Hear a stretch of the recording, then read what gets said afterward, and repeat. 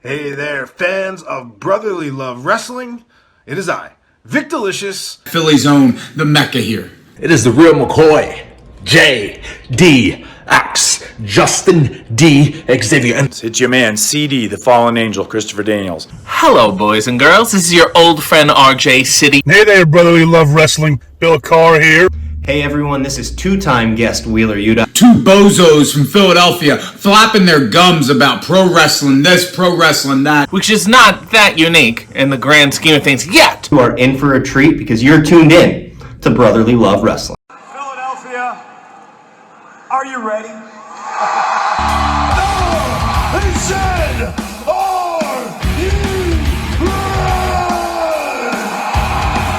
This is Brotherly Love Wrestling Podcast, your first stop for everything professional wrestling. So sit back and enjoy wrestling talk at its finest with your hosts, Larry Hall and Joe Corrado.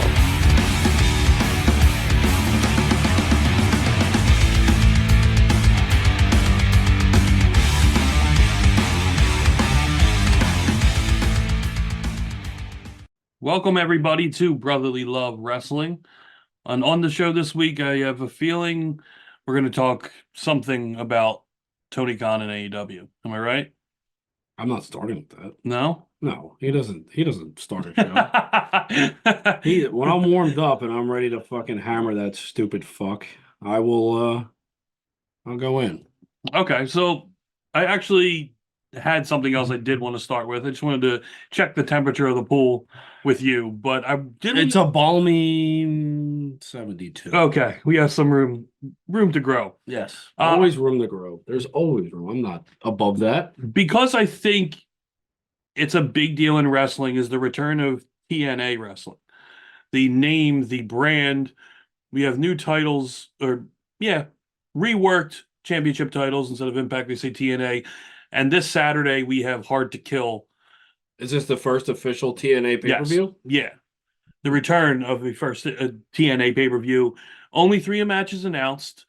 And I'm excited because even under the Impact over the past 3-4 years, even before the Kenny Omega stuff, we would get the pay-per-views. We'd watch the pay-per-views, and they would always... They would deliver. Yeah, they would unexpectedly deliver. It was unexpectedly for us in our defense because we're not fully. Well, it's hard to catch current product because it's tapings on Access. I don't even have Access anymore because Comcast sucks ass. Yeah.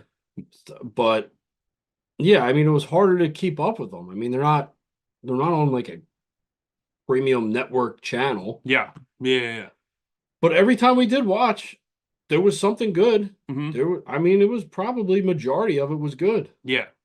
I'm excited. And that's without knowing like 100% of the storylines. Yes. Yeah. Which is rare. And that's the one thing I always found about Impact and TNA, of course, before. But it was always something different. You weren't getting the same thing over and over. A lot of the matches always seemed diverse. There always seemed different spots. There wasn't a lot of if you watch WWE, a lot of their wrestling can be cookie cutter and a lot of the same matches. Same thing with AEW, where you have the 50 alternating chops and stuff like that, or a bunch of Canadian destroyers. Where Impact seems to mix it up a lot. They'll throw in the hardcore. They'll do the technical style. X Division was always my favorite division in TNA and Impact, and now back with TNA. So I'm excited for this rebranding. I feel like it gives a shot in the arm for TNA wrestling. And I think it doesn't look like Trinity's going anywhere. She's a big name that seems to be happy with TNA. I see AJ Francis, formerly Top Dollar? Yeah, Top Dollar in WWE. He has his new music video that they're going to actually perform live on the pay-per-view, which I assume means he probably is contracted and will be wrestling there, which is pretty cool because he's a pretty athletic dude. For a guy his size, he's pretty athletic. But the homegrown talent, the talent that have been there and suffered through the pandemic era and still been able to go. You got Bay, you got Ace Austin. Sabin as your world champion. Yeah. You still have an aging Tommy Dreamer. You have Jordan Grace there, who's been a pillar for that women's division for a while now. Yeah. I mean, there's a lot. Kushida's there, which I loved Kushida in New Japan. I loved him, even though I felt like he was underused in NXT and WWE, even though he still had the great good gimmick and oh yeah, of course he had good matches. Yeah. But I'm glad that he's in TNA because I really like Kushida a lot. I think I don't think enough people in wrestling, and I understand why, but enough people in wrestling are talking about TNA wrestling. And I think they need to Maybe get a they little will more be. shine. I hope so. I mean, this is their first pay-per-view. Yeah. Maybe it'll become a destination or a sought out destination for people. I hope some of those bigger names. We saw Dolph Ziggler pop up at Wrestle Kingdom. We saw Matt Riddle also pop up in a video, and I think he wrestled New Year's MLW, and he wrestled. Oh, he beat Fatu at MLW. Yeah.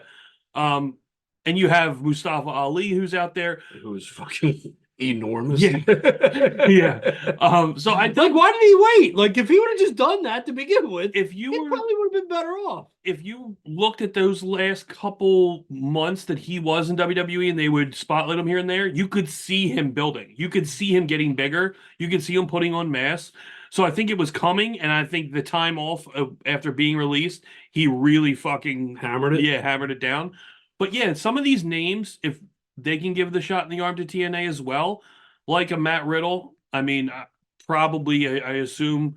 I'm going to say Ziggler, obviously, what most people would say, but Nick Nemeth, if he were to be able to go over, that's huge. Ali is another really big name from WWE. Well, he's a big name wrestler, but I mean, I like Impact's chances of rising. Maybe they won't pull. Maybe they'll just use what they have and just bring in like pieces. I mean, they have a good structure. They have a good base. Absolutely, a core group. Yeah, I agree.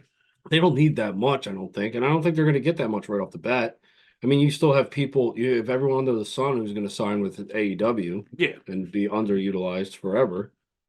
And even Mercedes Moné. I mean, there's all this talk about her showing up tonight. Well, is that's what it was, right? It was her supposed to be on Dynamite tonight as we're recording. Dynamite is on. We're 15 minutes into Dynamite as we're recording this, so something could happen. We're missing it. She could show up. I'm so upset. I think we have to end recording early, just so we can watch. Just so I can watch. You don't really mean. I don't really mean that at all. No, it's a shame. It is a shame, honestly. It is, because I like a lot of the wrestlers that wrestle there. I love one. Yeah. At least for the next couple months, you'll be able to see him. I have to watch his last match for fucking AEW. That pisses me off now. Yeah. It pisses me off, honestly. Wait, it pisses you off that his last match is in AEW? Yes. That's what pisses you off? Yes. Would you have rather it been WWE and him never wrestle again from where he was? No. Okay. Well, so you would pick him wrestling in AEW as his last match over him ending when he did in WWE? Well, yeah, he left because he was hurt. I understand that, but if that I would never wish that upon him. No, if it would have ended after Triple H, that's what I'm saying. I would have been fine with that. Okay. Well, I would have been fine with the NWO coming down, and even if he took the loss to Triple H. Remember, he wrestled Seth and all that. I know after that. Yeah, but you're saying ended it Hunter. If he would have ended it at Hunter, I probably would have been fine with that. It would have been. It was cool. It would have been better if it was in the dark and wasn't the daylight. You're in a severe minority who thinks that whole thing is cool. Dude. A lot of people hated that. Yeah, but I don't care what other people think.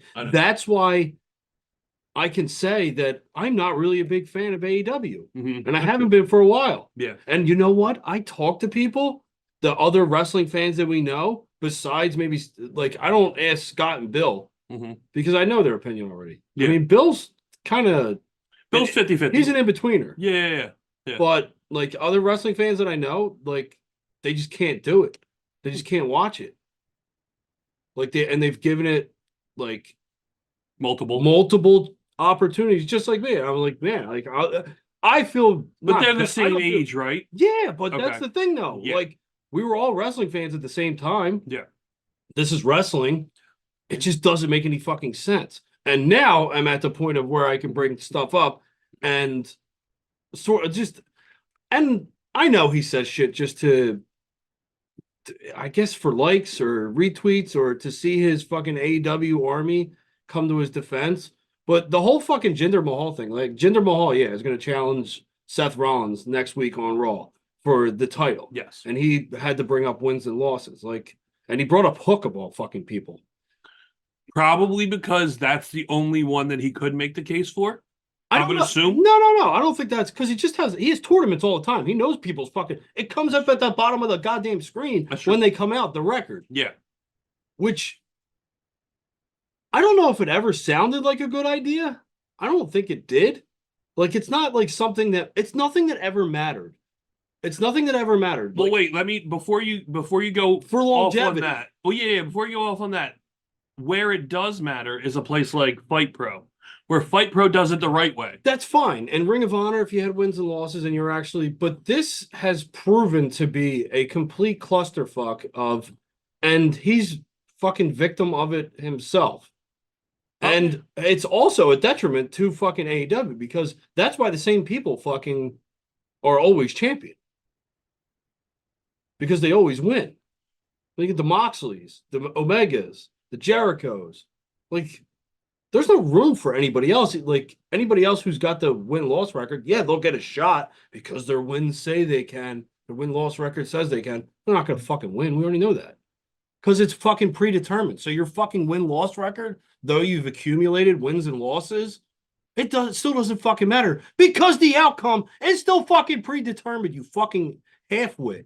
It's just his fucking whole demeanor about everything. And the more people that I talk to him, they go, yeah, it looks like when a fan who has money books a wrestling show. Which it is. Yeah. Which isn't necessarily a good thing because he's not a fucking businessman in the sense of, like, I'm trying to make this the best product to make the most money. He's saying, I want to put these guys together and I want to do this and this because I want to watch it. Yeah. And I know that the 300,000 people are going to watch it too. And that'll fucking work. No, like it sucks. Yes. And he announced fucking his women's division, I hate to say, but is a shit show. Like the 8-woman tag match that he announced that he was like real gung-ho about. Like, why don't you put him in meaningful matches? You have a very talented. Forget meaningful matches. How about building some storyline to get to meaningful matches? Yeah, with any of them. Yeah, because you have so much talent in that sector of your roster that you fucking suck at booking. They're the most talented. And not only that, now you have Jericho, like getting the whole fucking scumbag reputation. Whatever, I don't care. I care, but like. With all that happening, and then you fucking still, like, nothing happens to him. Nothing happens to him, and you still don't utilize your woman. Like, you're a problem, dude. You're a fucking problem. Like, you don't look good. No. But the people that are so fucking warped that are just looking at it like, when fucking Vince had the payoff that he was fucking banging people. Vince has done this his whole life, though. Yeah. But but once he stepped into this part of, or this era, he got fucking hammered for it. Tony Khan doesn't do anything, and people are still fucking excited to watch his show. People are threatening to fucking cancel fucking Vince. This guy's a fucking idiot, but it's okay because he books people from New Japan. Yeah, no one's threatening to cancel Tony Khan because he doesn't matter. That's why, because he's not a big enough name. He's in a bubble. He's in a bubble with people that love him. And when people watch from the outside who have a brain, they're just like, yeah, this guy's a fucking moron. So, okay. There's a couple things I want to touch. Yes, please. I'm done talking.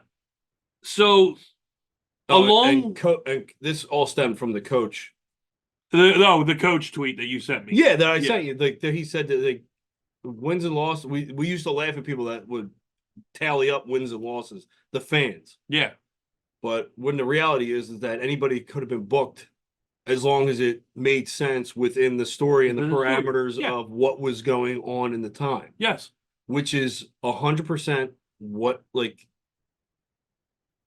as real as you want to believe and make it, because there's excellent wrestling, and there's excellent wrestling. Yeah. But that's not Tony Khan's doing. That's the people that have been wrestling their whole entire life that are just amazing wrestlers. Yes. That's their doing. Yeah. Tony Khan can go suck an egg for that one. It's the way that he does things with these people that are phenomenal fucking wrestlers, and how he has no fucking clue. He's just gonna book fucking tournament after tournament after tournament, and like, oh yeah, this is the ranking system that we're gonna keep doing over and over again. Fuck the stories, because I don't know what that is. But go ahead. There's a couple things offshoots of what you're talking about. You said the Jinder Mahal thing with Hook. How is that a comparison? Like, Jinder Mahal was a world champion. Like, it's not like he was never a world champion. But his thing is that last time he wrestled, which was on NXT, or I believe was on NXT, maybe it was on Raw. It doesn't matter. Anyway, his last match, which was 364 days ago, he lost, and now all of a sudden he's getting a title shot. I get that mindset. Like, where that was put, I get that. That still makes sense. In my head, it makes sense. I get what he's saying. Yes, but it's been done so many times, and nobody. I agree. I agree. As long as the story. But the story, see, the story doesn't make sense there. A former champion can come about at any time. I mean, which I never liked. So here's the thing, though, at all. And Jinder alluded to this when he was doing his speech before The Rock beat his ass. Like, there is 50 world champions ever throughout all of history, and he's one of them. Like, when you think about that, like, that doesn't make you good. It doesn't have to make you good. That makes you that makes you a rarity. That True. makes you. It makes I'll give you. That. It puts you at the upper echelon, whether you like it or anybody else likes. No matter what the reason you had the title, you still had the title. You won that championship, I get it. and you defended it multiple times in high. Besides the Punjabi match. I mean, Thank you. I was holding that back. Yeah, I know. But I mean, it was silly. Yeah. It was silly. For lack of a better word, we'll go with silly. Viable fucking opponents. You have Randy Orton, you have AJ Styles. I mean, you got viable, like, Hall of Fame wrestlers and entertainers and all that shit. He was there. He was the one that was holding the title. So when you have someone in that, like, look, anybody throughout all of histories that has won that championship could always be put into, because in their mindset, it's a former champion. They're believable. They've held the title. They've done what most haven't. Like, that's if you have fucking Rey Mysterio, who hasn't won or hasn't done anything. Rey Mysterio is a former champion. He could always be put in there. It doesn't matter. I mean, I get it. You're not a big Jinder Mahal fan. I know this already. And I'm not trying to persuade you to be one.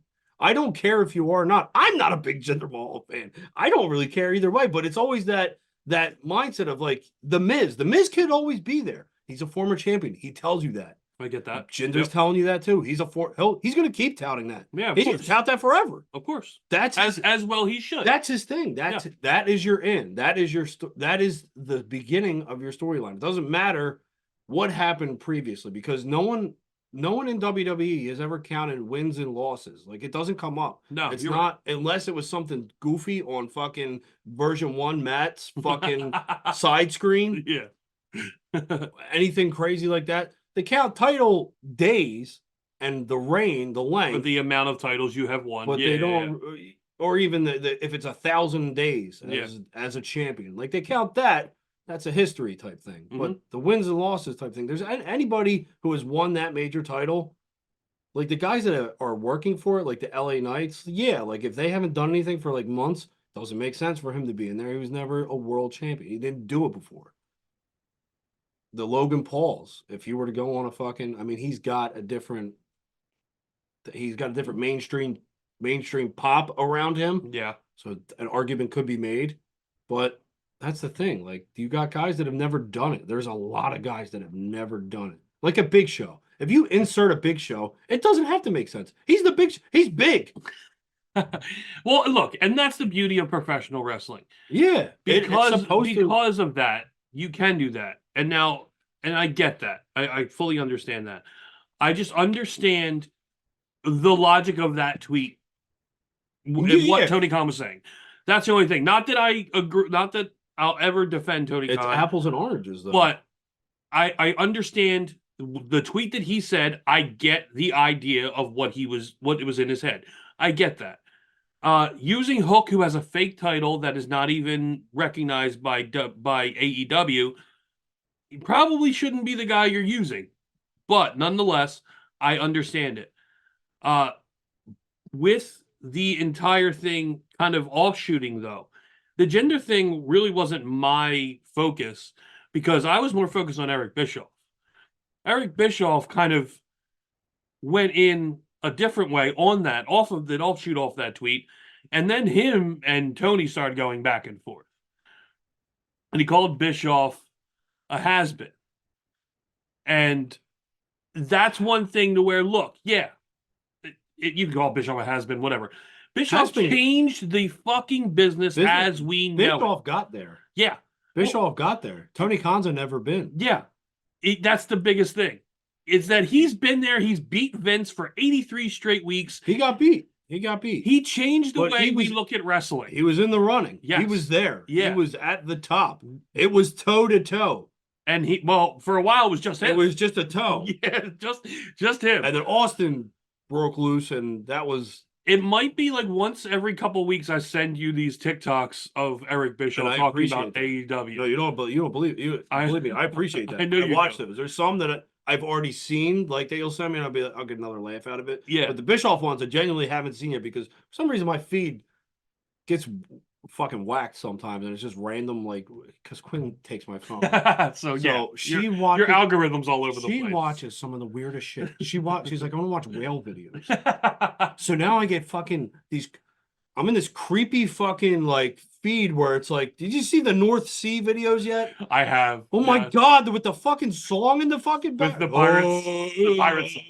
So now it's just like these giant fucking waves and these big fucking animals. I'm like, this is scary. Like, what the fuck? Is going around, walking around, singing that song. And I don't like it. I think it's hilarious because it's obviously, it's the main pirate song in Pirates of the Caribbean. One of my favorite trilogies. Slowed down and it's really fucking... It is. And it's you're creepy. Seeing these fucking videos of these big ass ships that are getting fucking eaten and just fucking like, you get like, no. I'm like, what? This is my, like, what the fuck? Like, so when you send me you don't know what that does for me. Like, when I get a Bischoff video, I'm like, oh, thank God. I can get out of the fucking ocean, scaring the shit out of me. But I think, especially the AEW fan, what they look at Bischoff and the way Tony Khan looks at Bischoff, like he's saying things just to say them, just to take shots. But if you actually listen, and our generation actually listens to what Bischoff is saying, is he's making business sense. Everything he talks about in AEW, he's making sense. It's from a person who has been there and done that. So those type of people, those are the people you should be listening to. Granted, do fans' opinions matter? Somewhat. You got to keep your pulse on what the fans want. Absolutely. But we're guys like Vince and Bischoff and Heyman who have all been there, done that. Those are the guys that you really have to fucking listen to, whether you like them or not. But he poo-poos like everybody, even like people that have even wrestled in that generation who know about the business and what it takes to, like, I'm going to catch a lot of shit for this, but someone who's been making a lot of sense that I've been seeing lately. I feel like I know who you're going to say. All right, go ahead, tell me. I feel like you're going to say Disco Inferno. That's exactly who I was going to say. Like, I was reading like some of his shit. I'm like, this shit makes sense. And say what you want about him. That dude was on TV and he was entertaining when he was doing it. Like, was he the best in the world? No, but he didn't need to be. No. And he knew that. He had a role. Spot. He had a role. Yep. And he played it. He did what they asked him to do, and it fucking worked for a while. Probably the most obscure wrestlers, and I've found this on X a lot, going through tweets, and some on YouTube, because a lot of them are on YouTube, they don't do. Yeah. Like Steven Richards. Have you watched any of or seen any clips from his YouTubes? No. So if you look up Steven Richards, you look it up in shorts. Okay. Because they have him in shorts. He's wearing shorts. I mean, he always wears shorts anyway, but yeah. Like jean shorts? But no, I'm talking about YouTube shorts. I gotcha. 3 minutes or less, so they're perfect for you. Yeah. He breaks down, he'll take like pieces from Raw, he'll take pieces from SmackDown, even AEW, and he'll break down what they did wrong, what they could have done, all this stuff. one of the most intelligent takes I've ever seen over and over and over. And I fell into this little hole of a lot of his videos. And it's so eye-opening as a wrestling fan, honestly. He made it. He was there. But that's the thing. If someone he had a role and he played it. Yeah, if someone looks at a Stevie Richards now, like an AEW fan or a fan who's early 20s, I won't even say, I won't pigeonhole them. Oh, you never made it. Even a 22-year-old, yeah. Oh, well, what'd you do? You were in the BWO? Like, no, he was also in Right to Censor, too. Well, yeah. And then he played his role there, too. But that's the thing. He played it right. Think because you're not Rock, Austin, you know what I mean? Flair, Hogan, Brett, Michaels, like, because they don't have this, that, oh, well, they must not know what they're talking about. They didn't make it.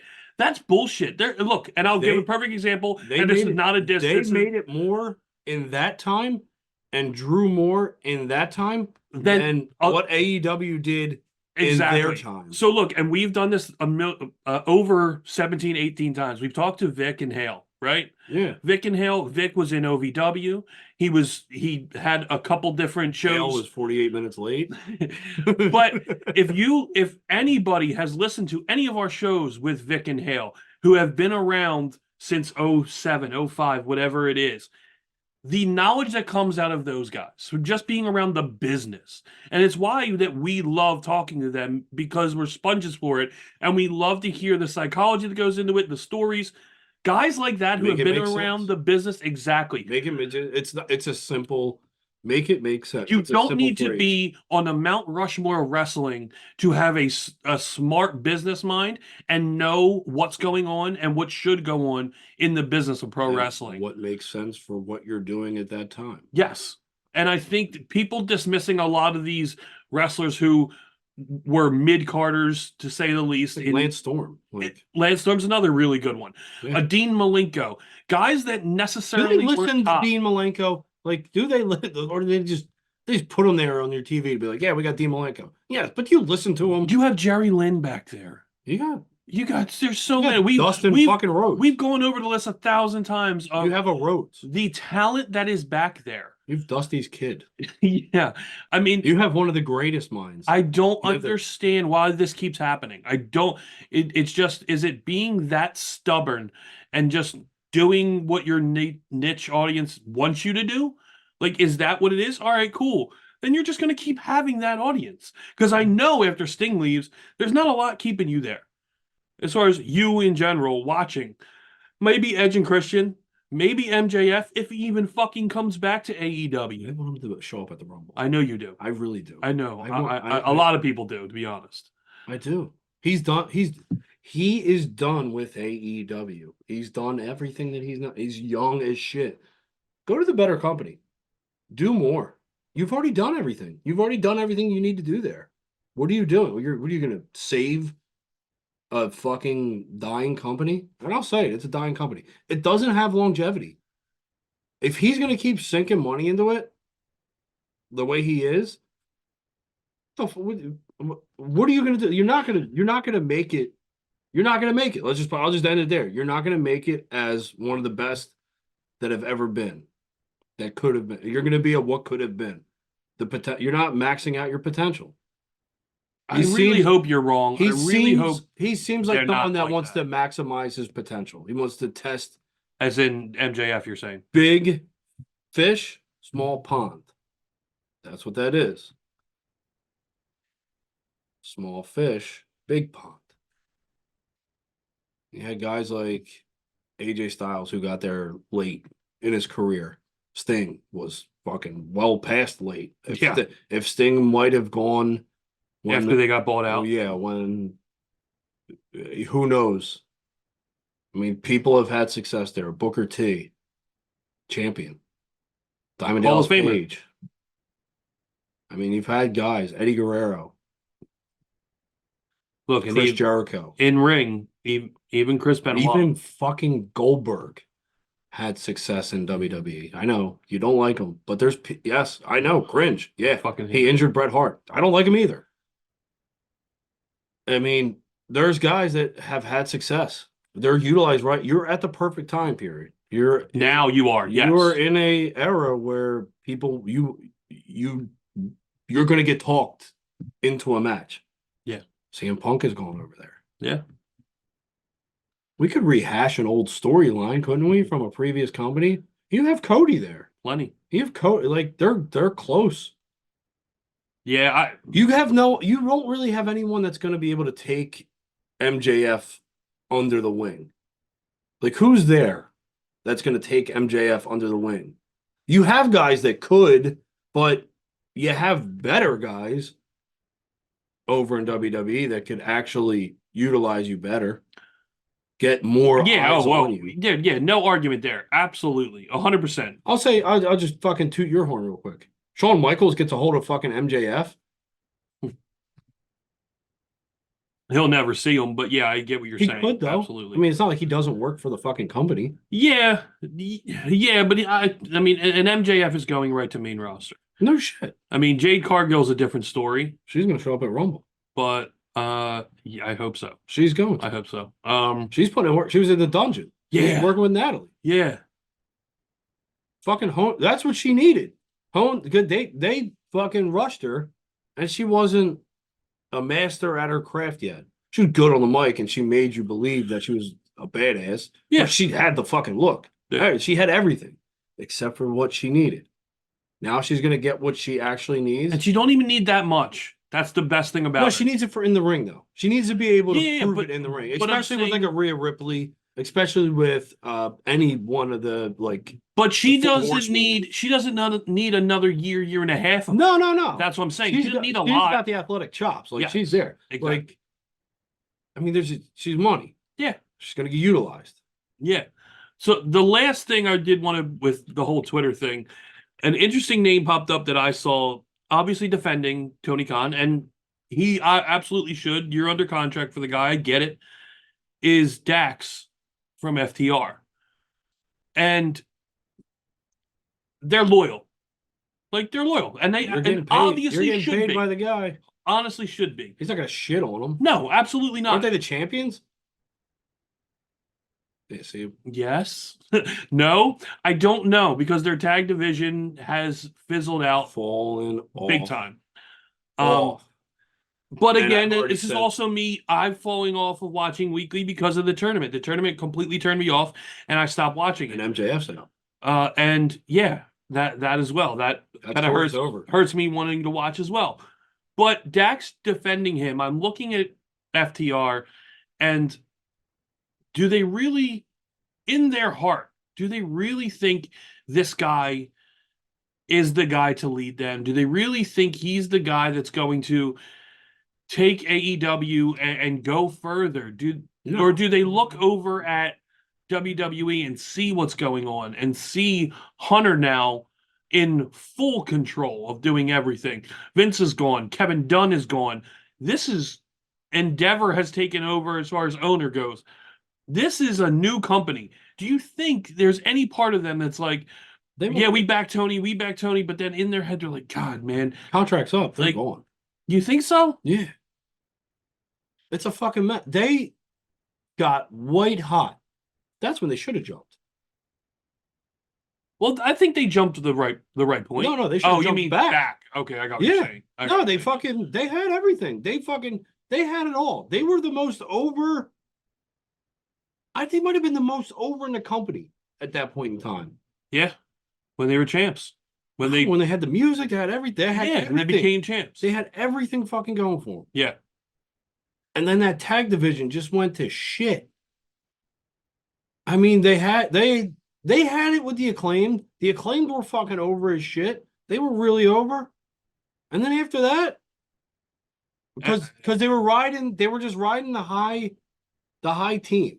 Yeah, they were. They were right. Whoever the high team was, they were riding it. But when it was at its best is when you had them all. When you had LAX, you had the Lucha Brothers, you had FTR, you had the Bucks. I mean, that's when it was at its best.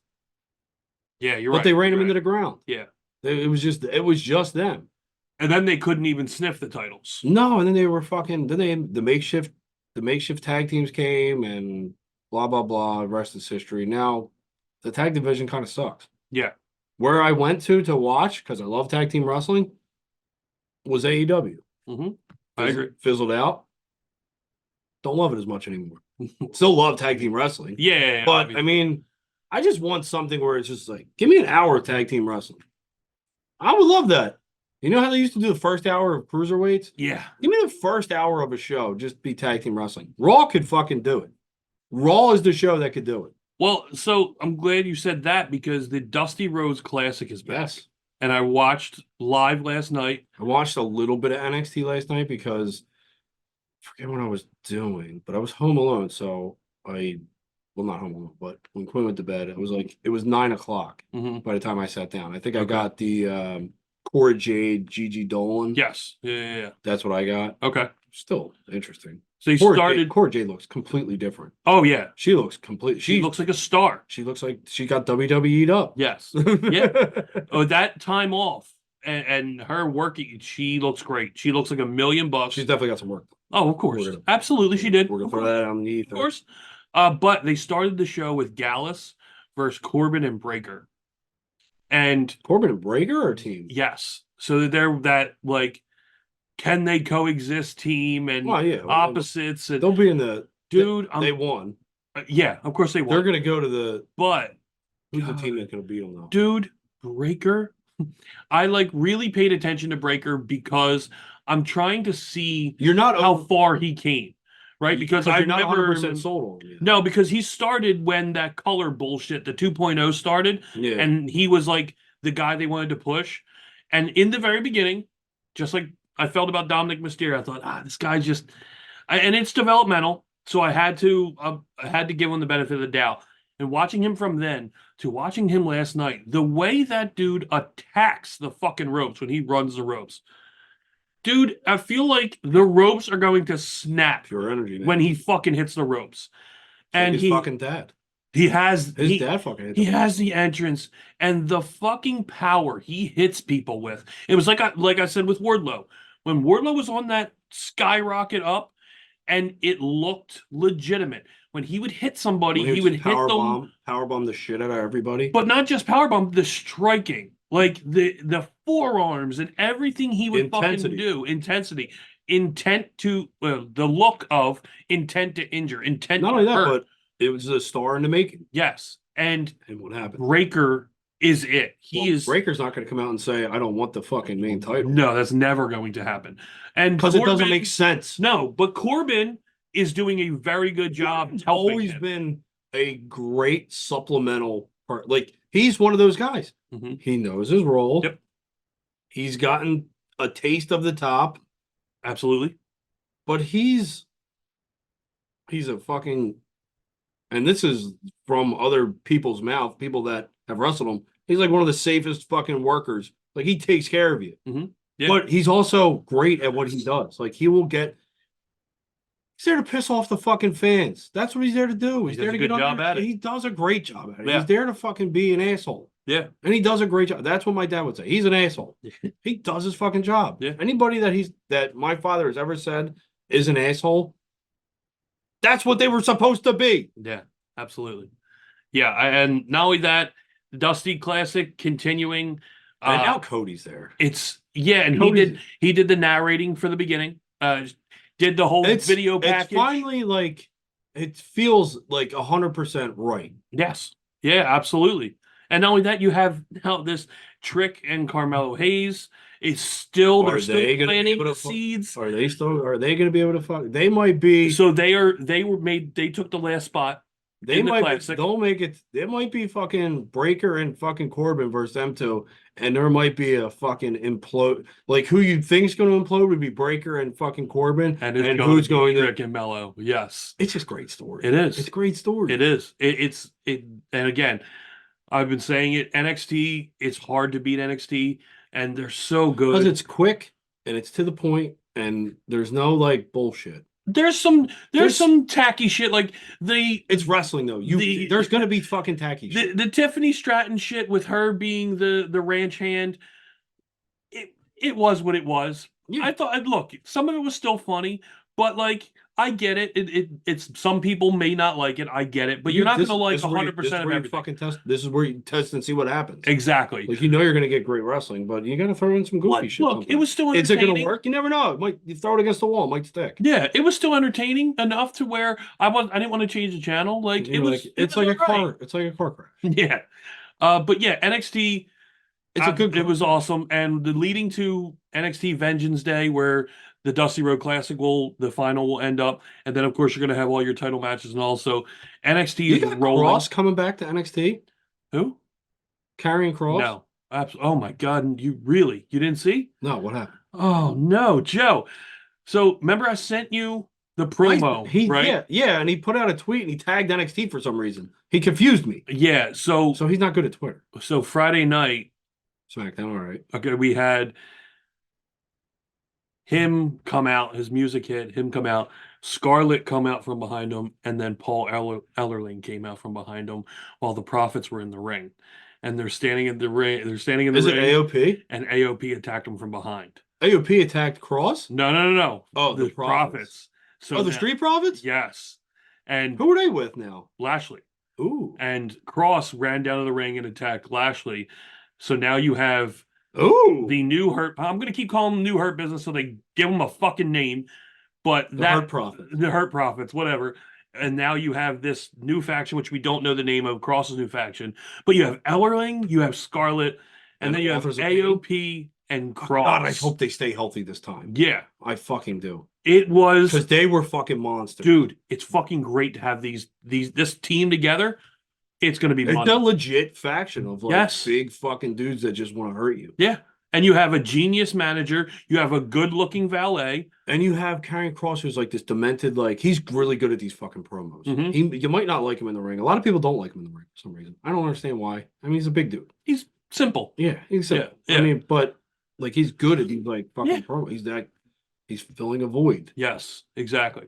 So that is a big, big step up. One of the things I was most excited for watching SmackDown. Man, I wish I had more time. Yeah, I know you do. I know you do. I wish I could just sit and just engulf. Well, look, and SmackDown and Raw. Football is ending on Sundays. I don't know how much football you watch on Sundays. I watch 3.5, 4 hours. All right, so then that can be your time, because now with the playoffs starting, you have a little bit of time on Sundays now. So, yeah. But that was a big thumbs up for me on Friday night. It was awesome. I thought they did such a great job with it. The one thing I feel that's under the radar, and maybe because you're not seeing it on WWE TV, is Bo Dallas doing this Wyatt Six stuff. I'm telling you, this is coming. And I think it's so under the radar. If you look at his YouTube page, he's put out this video. And it's still the Wyatt Six? It's still the Wyatt Six. And he talks about Bray being in his ear and telling him to continue. And Uncle Howdy is no more. And he was never a part of... I'm telling you, it is creepy, but it is fucking phenomenal. It's leading to something. Dude, something's coming. And Bo is coming back. And he is going to be the leader of Wyatt Six. And I think Strowman's going to be a part of it. I think Strowman is part. Because Strowman is finally coming back. They got to bring Roman back then. Exactly. I think Rowan should become Eric Redbeard. No, he's Roman in fucking WWE. But yeah, I get that. But I'm just saying, that's what he is on the indies right now. I think it's going to be... It's going to be fucking phenomenal. I'm so excited because we thought WWE is firing on all cylinders weeks ago, and it's only getting better. It's getting more interesting. And the possibilities. The layers. Yes. Adding layers. There's levels. It's levels. All levels. It's all levels.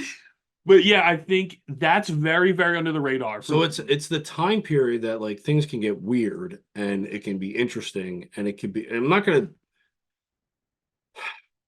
I will only compare it to Attitude Era in this sense and Ruthless Aggression Era in this sense, where you have a clear top, where there's interchangeable parts at the top, but you have the strongest mid-card that you could possibly have. But now women's wrestling is a lot more prominent than it was back then. So you also have that layer that you add in. So I'm going to put it, it's in a class of its own because it's in a time that is different, where opinions are different and the way that things go about are different, but some parts still feel the same, where you still have this, core of this that you put on the show with. You have your top dogs, so to speak, and you have the people that are at the top that shine above, but you have this really strong, and that's what you need to make a complete show. Yeah, 100%. Where you have everything that just fits. And you have from start to finish, you have people that you can put in there, and everything's great. Like remember, like I would compare it more to the Ruthless Aggression era, honestly.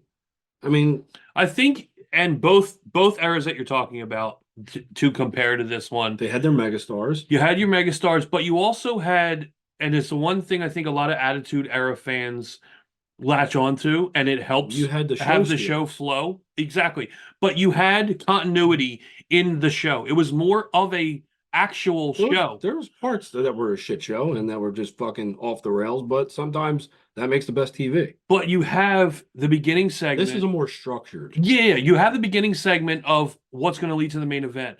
And then you may see at the 9:30 hour another part of what that main event is, touching in on it. And then you have the main event. So you have 3 segments of that. The start, the middle, and the end of the show is all tied in together. And that's where you get that mid card is so important. Because after you establish what's going to happen at the end, now you need all that time in between, for which is why they call it the mid card, to fill your show with a lot of this stuff. It's not even all wrestling. Like you have R-Truth just being R-Truth. Yep. Just like pure entertainment. Yeah. So he doesn't need to do anything. Just put him on the screen. He's gonna make it entertaining. Yeah.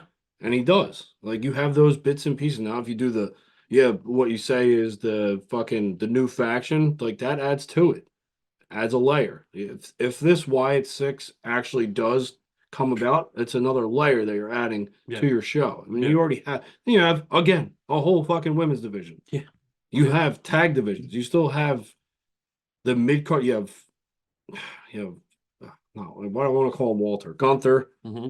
You have the Drew McIntyres that are holding down that. Yeah, and that's the thing. Technically, CM Punk is on the mid card right now. He's going with Drew McIntyre. McIntyre's not a top guy at this point. He is, even though he's a former champion. No, but he's always going to be. He can always be inserted at the top. He is a formidable. Like that's why you see Sheamus. Sheamus is always going to be a formidable opponent for anybody. Like I said, I've already touted the Miz. The Miz is always going to be a formidable. Ziggler would have been one of them. Still don't know why they let him go. Like he fucking fits in. He did come out and say that he requested it. By the way, after the New Japan thing, he requested it and was kind of waiting for it and was hoping he could do it because he felt like he did everything there was to do in WWE and he just couldn't do anything. So I know for a long time we keep saying, why did he let him go? He wanted to go. That's fine. And I'm going to watch Ziggler. I'm going to watch him, what he does. If he goes to AEW, I'm not going to watch as much. But I'm going to be interested in what he does. Because I like Dolph Ziggler. Thought he was great. Yeah. But there's it's still an exciting part. Like, I could shit on AEW for the whole entirety of the show, but it doesn't make any sense. I think we've done that before. Yeah. But there are, I mean, like, it's not like I hate wrestling. Like, I like WWE. I'm fucking all in. I'll say that every week. Like, I love it. Mm-hmm. Yeah. It could be corny at times, but you know what? It was always corny at times. It was always fucking corny at times. But that's a part of it. It is. Yeah, that's a huge part of it. Absolutely. It really is. I agree. That's why we're made fun of by other people. Yeah. That's why wrestling fans are looked at as fucking weirdos. Because we actually watch this. Like, that's what it is. You actually watch this shit? Yes. I actually watch this shit. Yeah. Pretty much. Not only watch it, but talk about it on a weekly basis. Here's our card. Just an old Sid Vicious, like WCW playing card. Here's my card. Yeah, I mean, I think I do not. I stress I do not want AEW to go away. I want them to get better.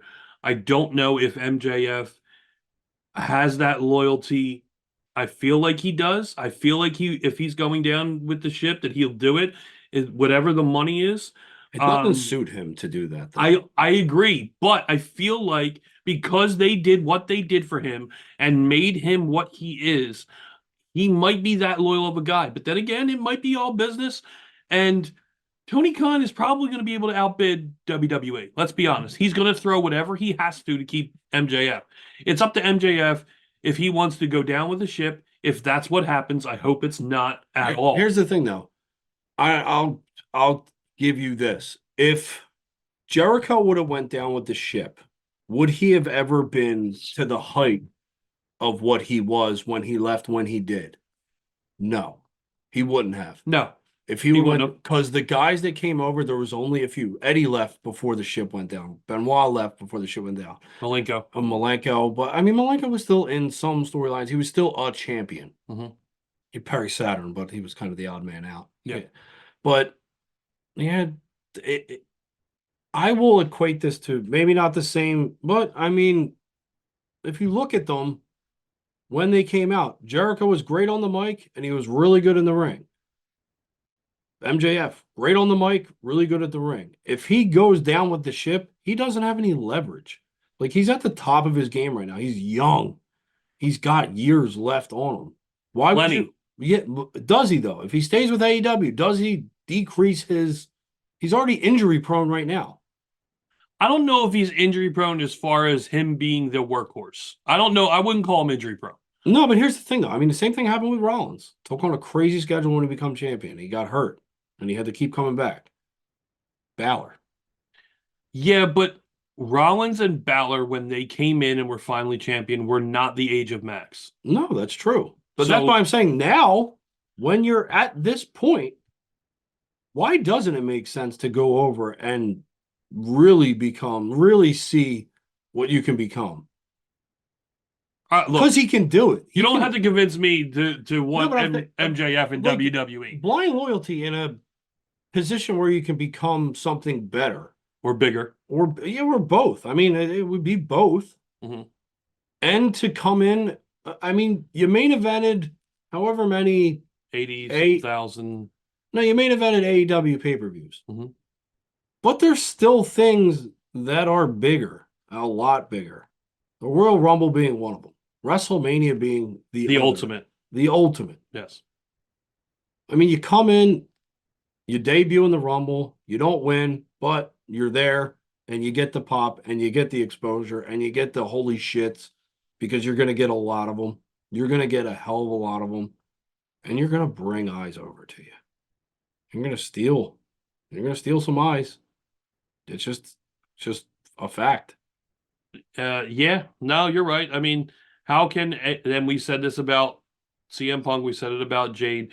If you're a diehard AEW fan, how can you not come over to WWE if you don't watch WWE? And MJF shows up at the Royal Rumble and they promote MJF on the mic on Monday night.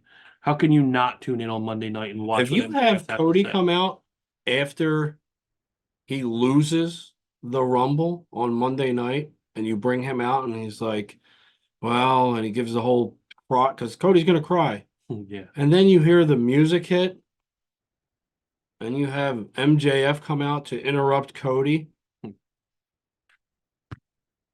And that's what leads you into Elimination Chamber. Cody announces himself as the Chamber. MJF, his first fucking match Cody is in the Elimination Chamber. Oh my God, dude, you've already bettered yourself at that point. Now you're in. Yeah. And he's got the chops to do it. You just made that pay-per-view over in Australia even more watchable if it is Rock and Roman. God, because you're on a card. Your second card is on the same card as the fucking Rock. So we'll keep with The Rock and Roman. Okay. This is the last thing I want to bring up. I know we're getting close. Pressing time. We're getting close to the hour mark, and I want to keep people around and not have people turn off. So this is the last point I've been seeing, and I see this going around now. Now that The Rock has come back again, and he did Raw and he did SmackDown already, obviously. A lot of people are talking, and we touched a little bit on this last week. A lot of people are saying, I can't remember if I sent this TikTok to you or not, of Bully Ray talking about, I don't think I did. Bully Ray talked about, what about this scenario? You have the Chamber, whatever it's going to be, Cody being involved in the Chamber. Rock Roman at Chamber as well. Rock winning the title. Rock upsetting Roman, because everyone, and I feel like everyone would agree. I'm pretty sure you would agree. Cody's story isn't I have to beat Roman Reigns. No, he's got Cody's story is I got to win that title. I'll give you another scenario after you give me this. Okay. Scenario. He wins this, and you're setting up a triple threat match for the main event. You have Cody versus Rock versus Roman, and Rock eats the pin. And you now have Cody beating The Rock and Roman at Mania.